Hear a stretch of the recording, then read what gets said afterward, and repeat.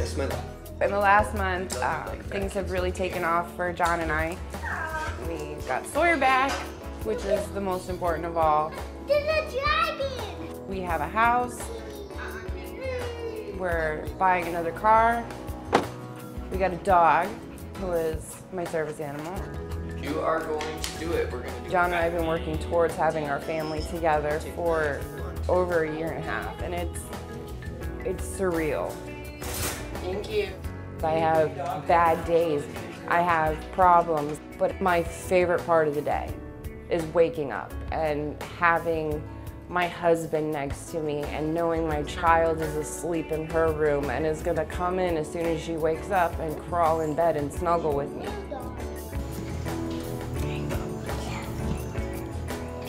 I don't have to figure out how I'm gonna get money to go run and buy a pill to get high. It's amazing. It's a great thing. It's a great feeling.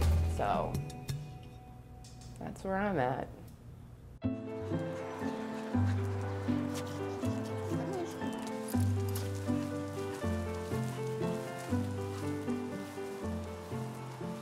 Achilles is a service dog. He is an emotional support animal.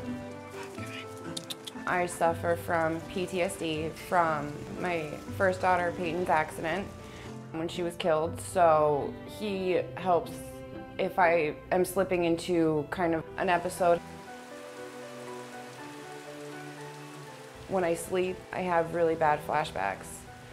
The accident will play on repeat, and Achilles will sense that. And when I start waking up, he'll curl up into me or he'll lick my face and wake me up, and I'll kind of reset. So it's fantastic. He's amazing.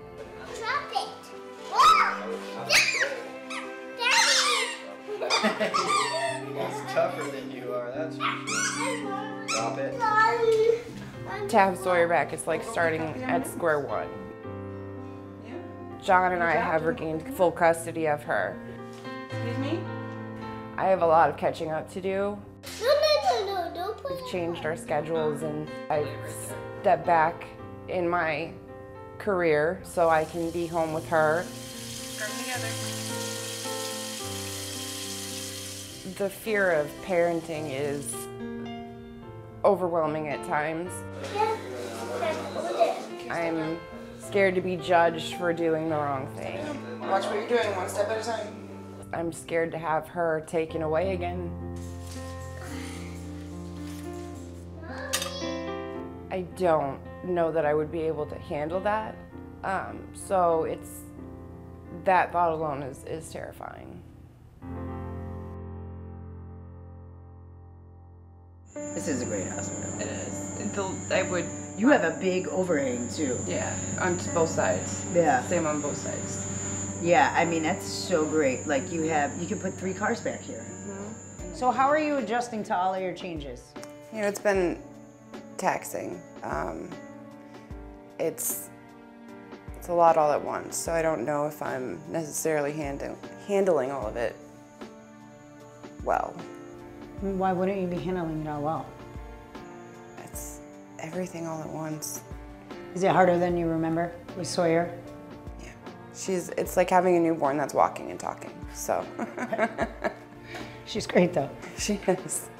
Again, I think, dealing with all the issues with my mom. I just feel like she's gonna sabotage it. I don't want to say it like that, but I don't know what else to say. Like, to exaggerate things, to take things out of context. I'm so scared to ask them to pick her up from school if I'm running late, that they'll use it and be like, well, see, they can't do it. Do you remember what the judge said in the courtroom? Because I feel like I was sitting right next to you, and she said, if it weren't for my mother's help, I wouldn't be sitting on the bench today. Right. Because my mom chauffeured my kids everywhere. Right. I do remember. I kind of feel like... But that's a different, my mom's, I know that it's hard for her to let go. I wasn't prepared for some of the stuff she said in court about, you know, certain aspects of my recovery. I haven't been prepared this entire time. I mean, how prepared can one be? Right. Ever.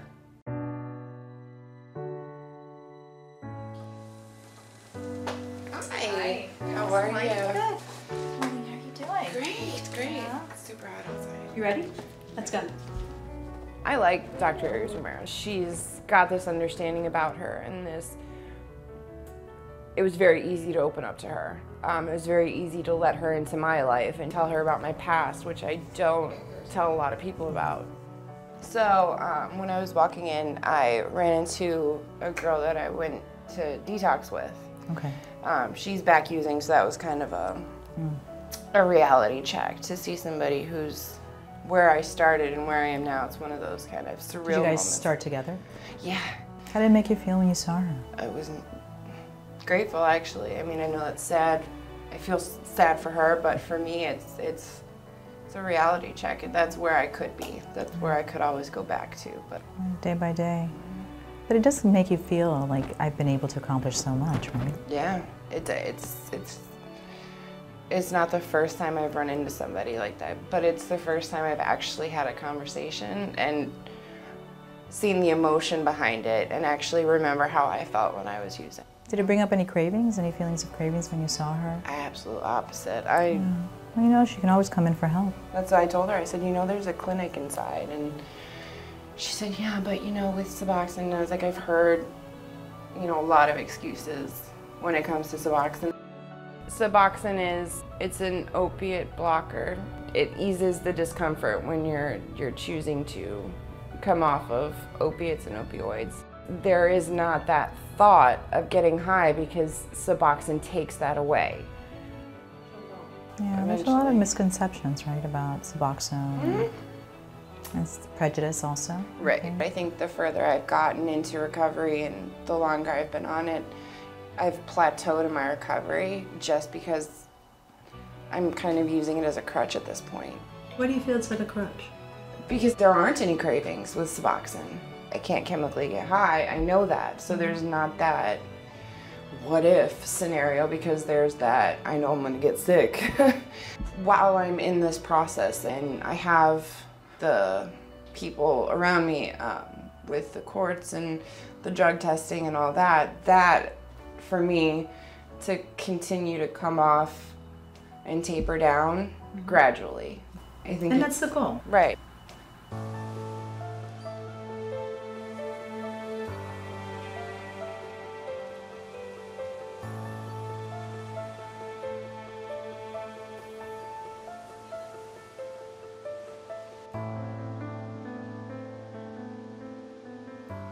I got a call from Allison and I knew that they had gone to court. She said, hey, Judge Cohen would like to speak with you. She said, you know, Barbara, we need to close this case. It's been just too long. We need to go for reunification. I think they're ready. And I was just really shocked. Sawyer had been spending 3 nights max with them, and now she's gonna spend how much time with them? It's not about us. It's not about them. It is about Sawyer. I have said, and she actually admitted it, and I pushed her to say it that day, that the court was not about family court. It was about them complying with everything in drug court. And they were clean for 400 and some days. And so therefore the reward was that they got to have Sawyer back. He's not going to, he's playing, so let it go. They had just gotten this dog that I didn't feel was the right decision. Not to not get a dog, but to get a dog that is a breed that's not legal in Miami. There were just so many things that were still red flags to me. Achilles, drop it. How about we do a leaf? A leaf? Which one? That one? You want to do the leaf next? Okay. Okay. Okay, my love. That's what we'll do.